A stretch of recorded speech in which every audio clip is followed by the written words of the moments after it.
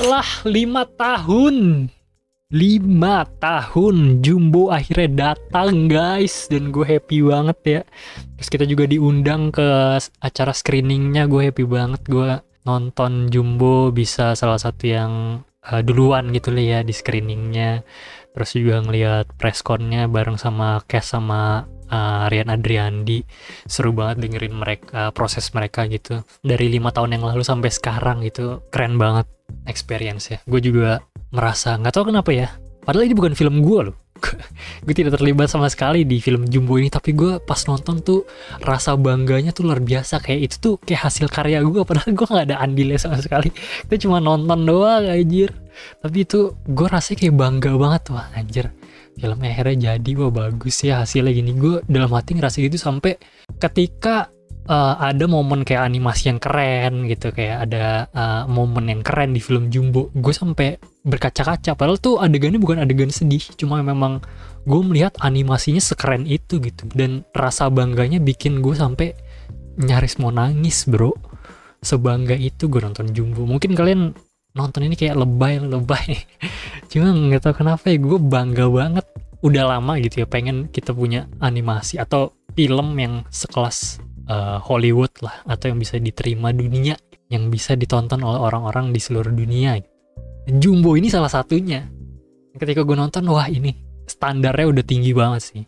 Itu gue salut banget sama Rian Adriandi dan seluruh tim produksi dari Jumbo. Luar biasa banget menurut gue.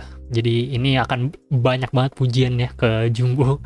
Dan gue berani ngeklaim juga ini adalah film animasi terbaik dari Indonesia yang telah dibuat oleh Indonesia gitu ya. Mungkin gue nggak terlalu banyak nonton film-film Indonesia animasi gitu, cuma gue yakin banget ini yang terbaik.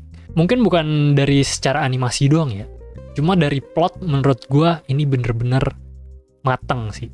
Dari plotnya bener-bener mateng, rapi gitu ya. Awal-awal gue nonton Jumbo gitu, lumayan banyak subplot ya kan.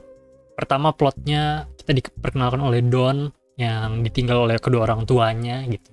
Terus dia harus cope dengan keadaannya dia tersebut, tapi dia juga sering dibully sama temennya si Ata, nggak diajak Maya segala macam. Jadi itu masuk dalam subplot juga, bagaimana dia memenangkan teman-temannya agar bisa bermain dengan dia. Terus ada juga nongol subplot lagi kalau dia ingin bikin teater, plot baru di sini. Ada juga subplot lagi kalau dia harus menyelamatkan teman hantunya si Mary. Jadi banyak banget subplot yang ada di film, dan gue pertama kali nonton, wah ini lumayan banyak sih subplotnya di film ini. Gue takut banget filmnya akan berantakan ya, bisa dibilang ya, kalau subplotnya sebanyak. Takutnya banyak yang nggak selesai dan malah banyak tanda tanya, dan takutnya malah ke distract gitu filmnya.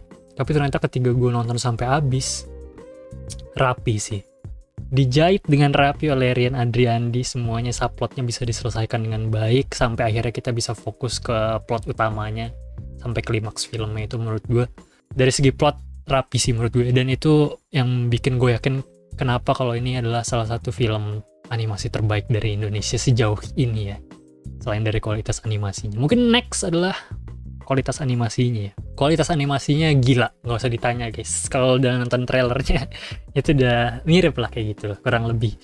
Karena beberapa scene yang berkutat sama Don dan gengnya, dan pokoknya karakter utamanya itu luar biasa lah secara visual gitu. Jadi kalau bisa di-create, mungkin menurut gue minusnya ada di karakter sampingan yang nongolnya kayak cuma berapa detik, nongolnya cuma berapa menit. Di situ terasa tuh kualitas 3D modelnya sama teksturnya lumayan berbeda, nggak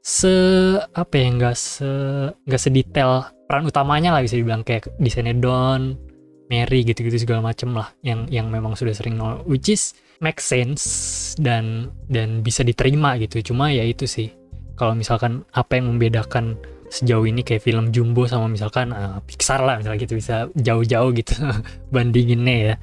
Mungkin kalau kayak Pixar gitu konsistensinya masih luar biasa sih, kayak karakter-karakter sampingannya desainnya masih appealing. Kalau di sini tuh kayak terasa generiknya gitu loh, orang-orang pinggirannya, orang-orang sampingnya gitu. Cuma kalau yang peran utamanya gokil abis, menurut gua gokil abis. Dari desain udah appealing banget karakter-karakternya ya. Kayak stylenya tuh udah apa ya, konsisten style dari satu karakter ke karakter yang lain, hidungnya gitu. Mereka udah punya kamusnya sendiri lah untuk desain karakternya, which is menurut gue bagus banget. Terus juga kalau dari segi teknis kayak rambutnya, simulasinya gitu, animasi rambutnya bergoyang-goyang kalau lagi ngomong, lagi ngapain, waduh cakep bro. Gue ngeliatnya happy banget sih, gila. Mungkin kalau yang salah satu yang paling krusial itu texturing sih di industri animasi Indonesia. Kayak beberapa film 3D yang gue lihat sebelumnya tuh dari segi texturing tuh nggak terlalu HD, mau tekstur 2D atau tekstur yang kalau teknisnya ada displacement ya kalau nggak salah, seingat gue itu yang bisa naik turunin teksturnya jadi terasa tekstur dari suatu barang gitu, mau misalkan aspal atau metal atau apa.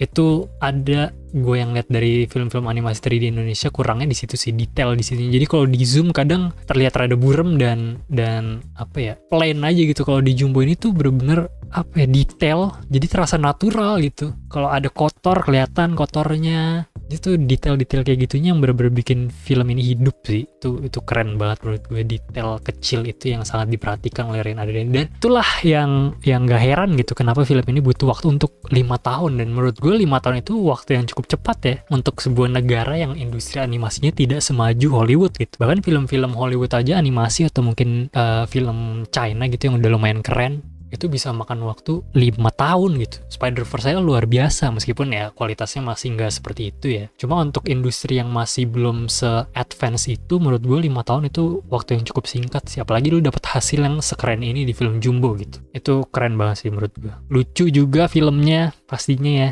Karakter-karakternya juga unik semua. Mungkin kalau misalkan kritik lagi, gue ada di karakternya Don sih. Ini mungkin gue doang sih ya. Gue merasa ada momennya ketika gue kesel sama karakter Don.